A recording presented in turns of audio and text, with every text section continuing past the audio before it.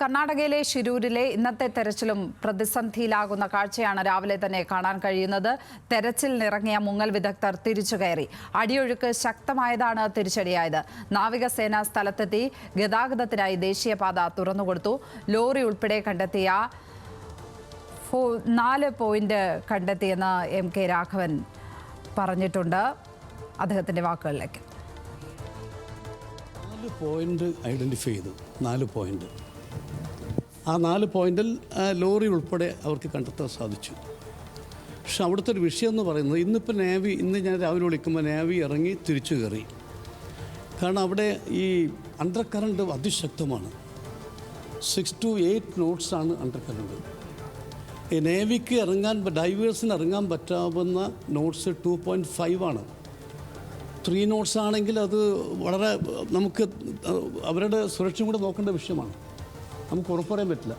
2.5 മാത്രം ഇറങ്ങാൻ പറ്റുക. പക്ഷേ ഇത് 6 to 8 knots ഉണ്ട് അവിടെ അണ്ടർ കറൻസ്. ഇറങ്ങാൻ കഴിയില്ല. അങ്ങനെ ഒടുവിൽ ഇന്നലെ ഞങ്ങൾ തീരുമാനിച്ചത് ഈ ഫ്ലോട്ടിംഗ് വെസൽ ഉണ്ടാക്കുക. ഇപ്പോൾ ഗോവയിൽ നിന്ന് എല്ലാം വന്നു, ഇന്നലെ എല്ലാം വന്നു. ഇന്നിപ്പം ഫ്ലോട്ടിംഗ് വെസൽ വെച്ചുകൊണ്ട് ഓരോ പോയിന്റിലും ഈ ഇരുമ്പിൻ്റെ റോഡ് ഇറക്കിക്കൊണ്ട് ആളുകൾ ഇറക്കാൻ വേണ്ടിയാണ് ഇപ്പോൾ ആലോചിച്ചിട്ടുള്ളത്. അതാണ് ഇപ്പോഴവിടെ എടുത്ത തീരുമാനം.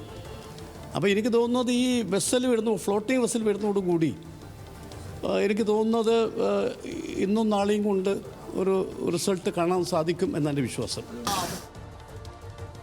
വിവരങ്ങളുമായി സരീഷ് പി കെയും നിഖിലെയും ചേരുന്നു. നിഖിൽ, 12ാം ദിവസത്തിലേക്ക് തെരച്ചിൽ എത്തി നിൽക്കുമ്പോൾ ഇന്നും പ്രതികൂല കാലാവസ്ഥ തന്നെയാണ് അവിടെ ദൗത്യസംഘത്തിന് തിരിച്ചടി.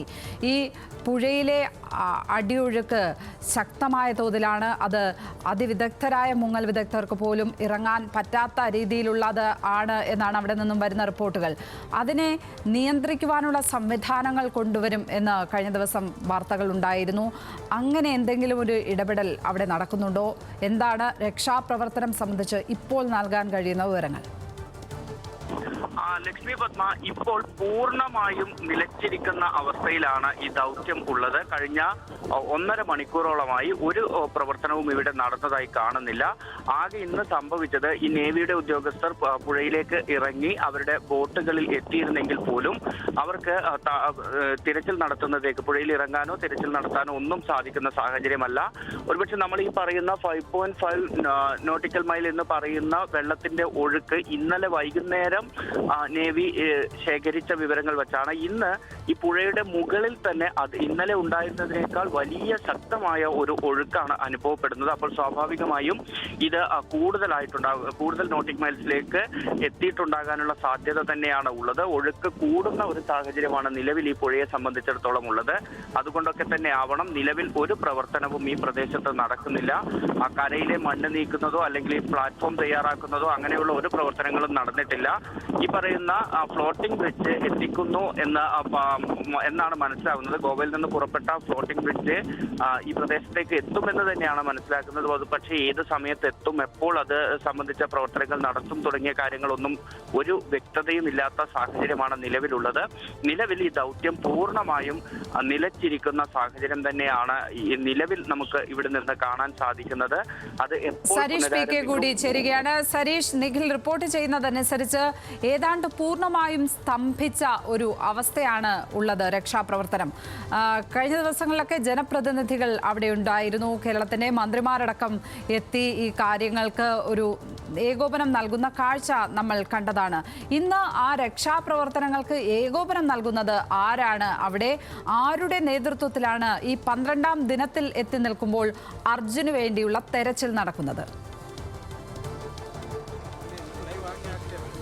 ലക്ഷ്മി പത്മ, ഇന്നും ജില്ലാ കളക്ടറുടെ നേതൃത്വത്തിൽ തന്നെയാണ് ഈ നീക്കങ്ങൾ നടക്കുന്നത്. അതിനപ്പുറത്തേക്ക് ചില കാര്യമായ ഇടപെടലുകൾ നടക്കുന്നത് തീർച്ചയായും ഈ മുങ്ങൽ വിദഗ്ധർ, പുറത്തുനിന്നുള്ള മുങ്ങൽ വിദഗ്ധരുടെ സഹായം തേടും എന്ന് പറഞ്ഞിരുന്നു. അപ്പോൾ ആ സംഘം ഇവിടേക്ക് എത്തിയിട്ടുണ്ട്. ചില ഉപകരണങ്ങൾ ഉൾപ്പെടെ എത്തിച്ചാണ് അവർ ഇവിടേക്ക് എത്തിയിരിക്കുന്നത്. കാരണം ഇവർ മുങ്ങൽ താഴേക്ക് പോയി ചില കാര്യങ്ങൾ ചെയ്യണം എന്നാണ് അവർ പറയുന്നത്. അതായത് നിലവിൽ നാവികസേന ഉദ്യോഗസ്ഥർക്കൊപ്പം തന്നെ ചില കാര്യങ്ങൾ, അതായത് പുറത്തുനിന്ന് ആളുകളെ എത്തിച്ച് ഇതിനു മുൻപ് ഇത്തരം ജോലികൾ ചെയ്ത് പരിചയമുള്ള ആളുകളെ എത്തിച്ച് പ്രവർത്തനങ്ങൾ നടത്തും എന്നായിരുന്നു പറഞ്ഞത്. അതിൻ്റെ ഭാഗമായാണ് ഈ ഈശ്വറിൻ്റെ നേതൃത്വത്തിലുള്ള ഒരു സംഘം ഇവിടേക്ക് എത്തിയിരിക്കുന്നത്. അവർ കൃത്യമായി പറയുന്നത് ആ സ്പോട്ടിലേക്ക് എത്തിക്കഴിഞ്ഞാൽ അവിടേക്ക് ഇറങ്ങാനാവും. ഇറങ്ങാനായാൽ തീർച്ചയായും വലിയ സമയം ചിലവഴിക്കാതെ തന്നെ ഈ അല്ലെങ്കിൽ ഈ എന്താണോ കണ്ടെത്തേണ്ടത്, അതായത് അർജുനെ കണ്ടെത്താനാകും എന്ന് തന്നെയാണ് അവർ പറയുന്നത്. അതിൻ്റെ ഭാഗമായി ഇപ്പോൾ ഇവരുടെ ഒരു സംഘം തന്നെ ഇവിടേക്ക് എത്തിയിട്ടുണ്ട്. ഏതാണ്ട് 11 മണിയോടെ ഈ സംഘം അവിടെ എത്തുകയും ഇതുമായി ബന്ധപ്പെട്ട പ്രവർത്തികൾ നടത്തുമെന്നാണ് പറയുന്നത്. ഇപ്പോൾ നമ്മളോടൊപ്പം ഇതിന് നേതൃത്വം നൽകുന്ന വ്യക്തി തന്നെയുണ്ട്.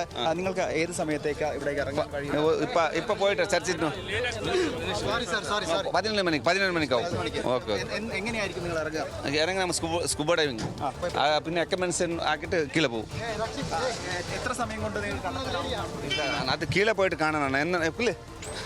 കീഴെ പോയിട്ട് നോക്കണം. എന്താ നീരിന് പ്രഷർ നോക്കണമല്ല. ഇപ്പം മഴ വരില്ല. ഇപ്പം മഴ വന്ന് ബുദ്ധിമുട്ടാവും. ഇപ്പോൾ വെയിലുണ്ട് സമയത്തിൽ നല്ല നോക്കാം.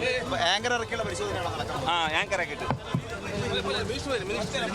ഇതിന് മുമ്പുള്ള ഒത്തിരി വിലയാക്കിയിട്ടുണ്ട്. സോറി, ഓക്കെ, കിട്ടിട്ട് തീർച്ചയായും അർജുനെ കണ്ടെത്തുക എന്നുള്ള ഉദ്ദേശത്തോടെ തന്നെയാണ് ഇവർ അങ്ങോട്ടേക്ക് പോകുന്നത്. ഇപ്പോൾ മന്ത്രി ഉൾപ്പെടെയുള്ളവർ, മന്ത്രി AK ശശീന്ദ്രൻ, മുഹമ്മദ് റിയാസ് ഉൾപ്പെടെയുള്ളവർ ഈ സ്ഥലത്തേക്ക് പോവുകയാണ്. കഴിഞ്ഞ ദിവസമാണ് മന്ത്രി മുഹമ്മദ് റിയാസ് ഇവിടേക്ക് എത്തിയത്. ഇന്ന് രാവിലെ മന്ത്രി AK ശശീന്ദ്രൻ ഉൾപ്പെടെയുള്ളവർ ഇവിടേക്ക് എത്തുകയും ചെയ്തിട്ടുണ്ട്. ഇപ്പോൾ നിലവിൽ അവർ അപകടം നടന്ന സ്ഥലത്തേക്ക് പോവുകയാണ്. അതോടൊപ്പം തന്നെയാണ്, അതായത് എല്ലാ തരത്തിലുള്ള രക്ഷാപ്രവർത്തനങ്ങളും ഇപ്പോൾ സംഘം, നേരത്തെ ഞാൻ പറഞ്ഞതുപോലെ പുറത്തുനിന്നുള്ളൊരു സംഘം കൂടി അങ്ങോട്ടേക്ക് പോവുകയാണ്. തീർച്ചയായും വലിയ രീതിയിൽ എല്ലാ മേഖലയിലുള്ളവരെയും കോർഡിനേറ്റ് ചെയ്തുകൊണ്ട് ഏതൊക്കെ മാർഗങ്ങൾ തേടാനാകുമോ ആ മാർഗങ്ങളെല്ലാം തേടിക്കൊണ്ടാണ് ഇപ്പോൾ രക്ഷാപ്രവർത്തനം നടക്കുന്നത്. തീർച്ചയായും ഒരുപക്ഷെ ഈ 11 മണിയോടെ ഇവർ എത്തുകയും അവിടെ ഒരു പരിശോധന നടത്തുകയും ചെയ്യും. നേവിയുടെ നേതൃത്വത്തിലുള്ള അല്ലെങ്കിൽ നേവിയുടെ ബോട്ട്, ആ ബോട്ടിൽ അങ്ങോട്ടേക്ക് പോവും. അതിനുശേഷം അവിടെ ആങ്കർ ഇറക്കി, അതായത് അവരുടെ കയ്യിൽ ചില ഉപകരണങ്ങളുണ്ട്, അത് അവിടെ ഇറക്കുകയും അതിൽ നിന്ന് താഴേക്ക് പോയി പരിശോധന നടത്തുകയും ചെയ്യും എന്നാണ് അവർ പറയുന്നത്. ഇതിനു മുൻപ് പല സമാനമായ രീതിയിൽ പല പരിശോധനകളും നടത്തിയിട്ടുണ്ട്. അപ്പോൾ നമ്മളുടെ പ്രധാനപ്പെട്ട ചോദ്യം ഇതായിരുന്നു, അതായത് നിലവിൽ 6 നോട്ടാണ്, 6 നോട്ടിന് മുകളിലാണ് അവിടെയുള്ള അടിയൊഴുക്ക്.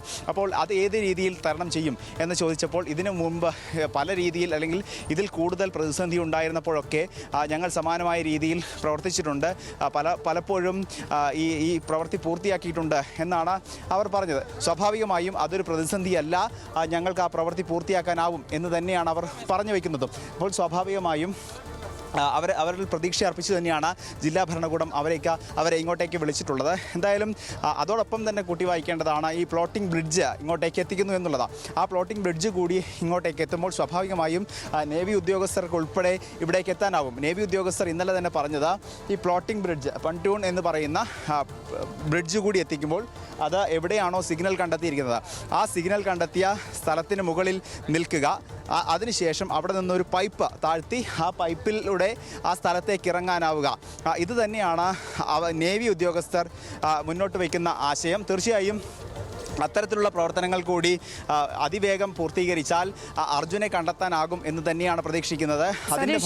പ്രാദേശിക സംഘത്തെയാണ് അവിടെ ഇറക്കിയിട്ടുള്ളത്. സാധാരണഗതിയിൽ ഈ ഗംഗാവാലി പുഴയിലെ ഒഴുക്ക് ഇങ്ങനെ തന്നെയാണോ? മഴ പെയ്യുമ്പോഴൊക്കെ ഇത്തരത്തിൽ കുത്തിയൊഴുകുന്ന അപകടകരമായ രീതിയിൽ ഒഴുകുന്ന ഒരു പുഴ തന്നെയാണോ ഗംഗാവാലി പുഴ? നമുക്ക് ആ പ്രാദേശിക സംഘവുമായി ബന്ധപ്പെടാൻ സാധിച്ചിട്ടുണ്ടോ? അവരോട് സംസാരിക്കാൻ കഴിഞ്ഞിട്ടുണ്ടോ? നമ്മൾ ഇവരോട് ഇപ്പോൾ ഉള്ള സംഘത്തോട് ഇപ്പോൾ നമ്മൾ സംസാരിച്ചത് അതിന് നേതൃത്വം നൽകുന്ന ഈശ്വർ എന്ന വ്യക്തിയോടാണ്.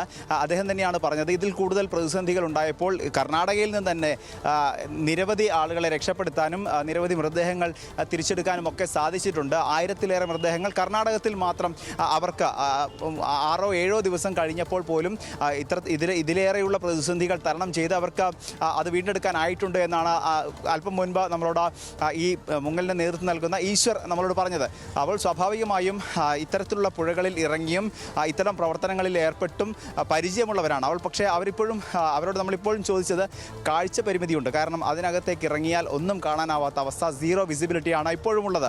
അപ്പോൾ അത്തരത്തിലുള്ള പ്രതിസന്ധി എങ്ങനെ തരണം ചെയ്യും എന്ന് ചോദിച്ചപ്പോൾ അവർ പറഞ്ഞത് ഇതിൽ കൂടുതൽ പ്രതിസന്ധി ഉണ്ടായപ്പോൾ ഞങ്ങൾ അവിടെ തിരഞ്ഞ്, അതായത് കൈകൊണ്ട് തിരഞ്ഞുള്ള പരിശോധനയാണ് നടത്തിയത്. ആ കൈകൊണ്ട് തിരഞ്ഞുള്ള പരിശോധനയിൽ നമുക്ക് കൃത്യമായി സ്പോട്ട് ചെയ്യാനാകും എന്നുള്ളതാണ്. പക്ഷേ ഇപ്പോഴും അവർ പറയുന്നത് അവിടെ എത്തി എന്താണ് സാഹചര്യം, അവിടെ ഇപ്പോഴത്തെ ഒരു അവസ്ഥ എന്താണ്, എത്രത്തോളം ഒഴുക്കുണ്ട്, അവിടെ എത്രത്തോളം മണ്ണുണ്ട്, ഇതിൽ പരിശോധിച്ച് വേണം. കാരണം ഈ ലോറി മണ്ണ് പൊതിഞ്ഞു കിടക്കുകയാണെങ്കിൽ, ഒരു പക്ഷേ നേരത്തെ പറഞ്ഞത് അത് തന്നെയാണ്, അതായത് ചളിയുടെ നടുവിലാണ് ഈ ലോറി കിടക്കുന്നത്. സ്വാഭാവികമായും അതുകൊണ്ട് തന്നെ പെട്ടെന്ന് തന്നെ ഈ അർജുനെ കണ്ടെത്തുക അല്ലെങ്കിൽ ഈ ക്യാബിനകത്ത് പ്രവേശിക്കുക എന്നുള്ളത് വലിയ പ്രതിസന്ധിയാണ്. തീർച്ചയായും വലിയ ദുഷ്കരം തന്നെയാണ്. നേവിയുടെ മുങ്ങൽ വിദഗ്ധർക്ക് പോലും ഇറങ്ങാൻ കഴിയാത്ത അത്ര രീതിയിലുള്ള ഒഴുക്കുള്ള, കുത്തിയൊഴുകുന്ന, കലങ്ങിയൊഴുകുന്ന ഗംഗാവാലി പുഴയിലേക്കാണ് ഇപ്പോൾ അവിടെ നിന്നും പ്രാദേശിക സംഘം എത്തിയിരിക്കുന്നത്. പ്രാദേശിക സംഘത്തിന്റെ സഹായത്തോടു കൂടിയുള്ള ഒരു തെരച്ചിലാണ് ഈ 12ാം ദിനത്തിൽ എത്തി നിൽക്കുമ്പോൾ കാണുന്നത്. നാവികസേനയുടെ മറ്റ് സാങ്കേതിക സഹായങ്ങൾക്കൊപ്പം ആ പ്രാദേശികരായ മനുഷ്യർ, ആ പുഴയുടെ ഒഴുക്കും ചുഴിയും ഒക്കെ വളരെ കൃത്യമായി അറിയാൻ പറ്റുന്ന മനുഷ്യരാണ് ഇന്ന് അവിടെ തെരച്ചിലിന് എത്തുന്നത്. തീർച്ചയായും നമുക്ക് അവരുടെ അനുഭവ സമ്പത്തിൽ വിശ്വാസം അർപ്പിക്കാം ഈ 12ാം ദിനത്തിൽ എന്നേ ഈ ഘട്ടത്തിൽ പറയാൻ കഴിയുകയുള്ളൂ. പ്രതീക്ഷയോടെ കാത്തിരിക്കാം ഈ 12ാം ദിവസത്തിലും. സരീഷ് പി കെയും നിഖിൽ എയുമാണ് വിശദാംശങ്ങൾ നൽകിയത് ഷിരൂരിൽ നിന്ന്.